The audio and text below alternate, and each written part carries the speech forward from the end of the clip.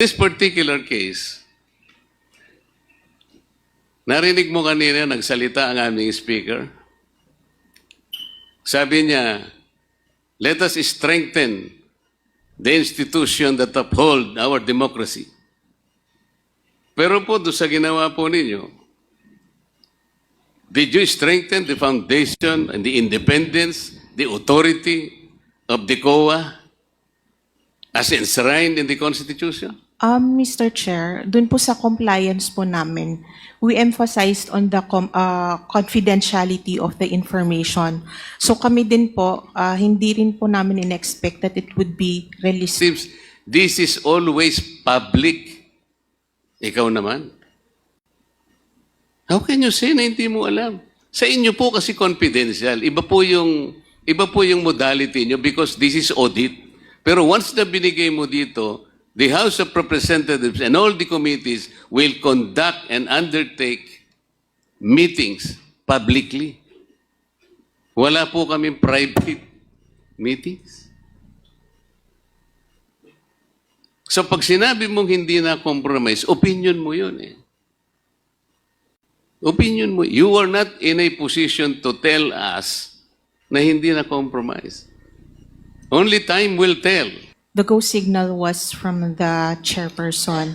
And so, ang napag-usapan You are saying po that the commission is- proper, who gives the go signal? The chairman of the COA? Sa being the head of the ICFAO po, siya yung head po ng ICFAO. No, I am asking the head of the institution The itself. head of the institution po, the head of COA po is the CP, but the head of ICFAO, the office, is the chairperson po. So alam po ng COA head ito? Yes, Mr. Chair. Alam niya, sigurado ka? Yes, Mr. Chair. The commissioners, alam nila? Yes, Mr. Chair. Okay. Narinig po ninyo yung bahagi ng mga interpellation ng mga kasama ko kanina. Most of it siguro, meron po kayong natatandaan. Most particularly, the interpellation of Congresswoman Luistro. Noon pong tinatanong niya yung certain La Chica was guilty of usurpation Acosta. of authority. La Chica ba yun? Acosta po. Acosta, sorry. Na sinabi niya, according to her, Acosta is even guilty of usurpation of authority of official functions. Narinig po ninyo yun? Yes Kasi po, maring nakuha niya yung gawain na yun, allegedly, na hindi naman pala dapat na sa kanya yun. Noon pong hindi nyo inadvisean ang Committee on Good Government, technically, part of your mission, part of your mandate on authority was usurped. Sila na po yung nagtatanong eh. Ang ginagamit po nila, yung mga dokumento, yung mga reports, and the papers na sa saligang batas, ang sinasabi, kayo po ang dapat mag-examine, kayo po ang dapat mag-audit, nobody else. So in a way, part of your function was usurped, technically. Tama po. Tama po, Mr. Chair, pero it does not Hindi, mean tama po. po. Tama po, Pero, it does not mean po na we will just take it hook, line, and sinker. We will still audit based on what our standards are. I-conduct pa rin po namin yung audit na based sa amin po. kung palagay natin, paano kung hindi pareho ang outcome nyo? Paano hindi pareho ang conclusion nyo? What happens? I think we will stand by yung audit po ng COA. O ibig mo sabihin, yung outcome ng aking mga colleagues ay mali.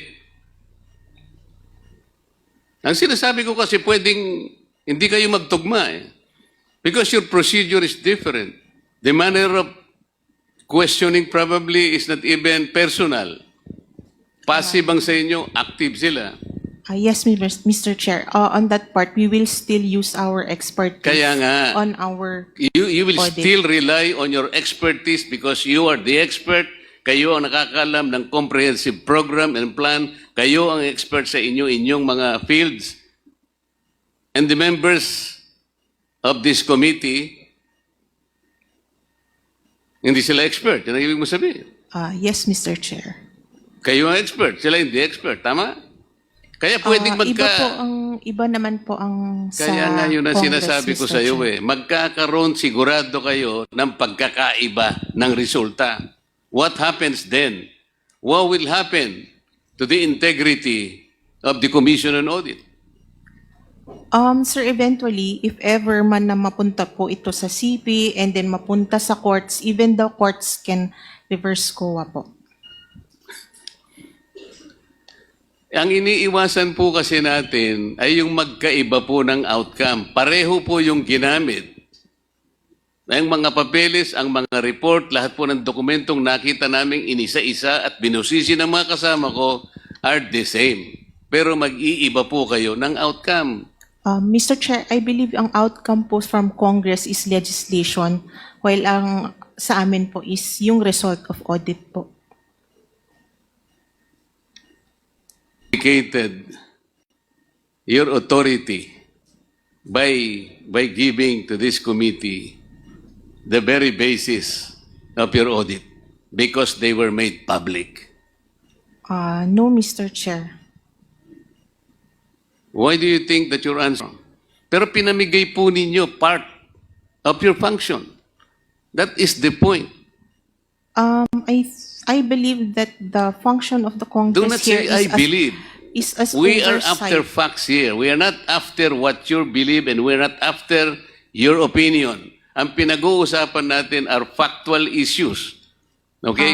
Sabi mo kanina, sumagot ka kanina, no other offices, no other agencies ang nakakagawa ng function. It's only exclusive to COA. The audit function, Mr. Chair.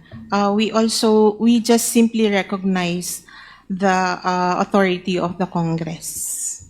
In simply recognizing the authority of Congress, you have wittingly or unwittingly surrendered part of your mandate because you expose the confidentiality of those documents which should have been preserved per your own rules and regulations.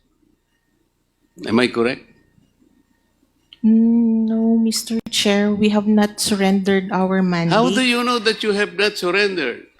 How do you know? Are you in a position to even assess the impact of your action?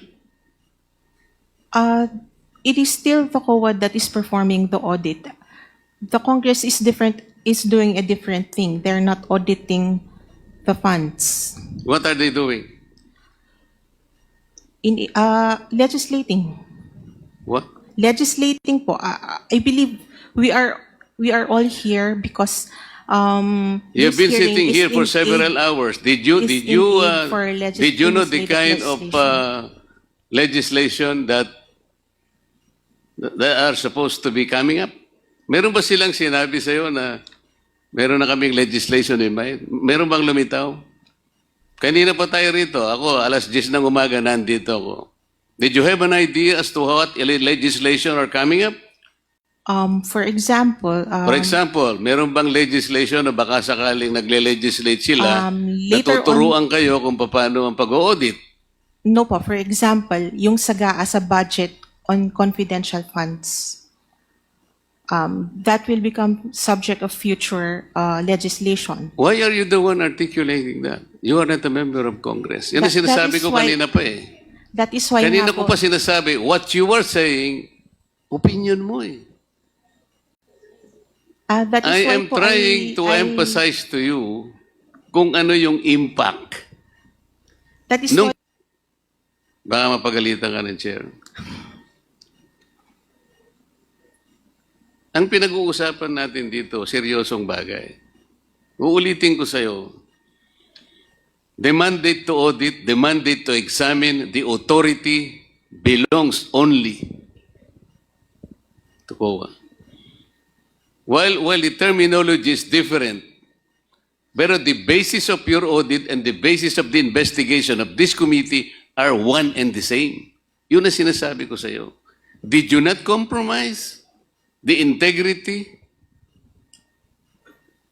And the independence of COA by doing so, do not make your own opinion.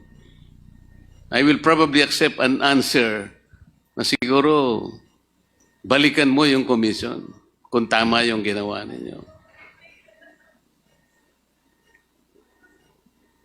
Iwanan muna kita sandali kasi gusto ko mag-isip ka rin.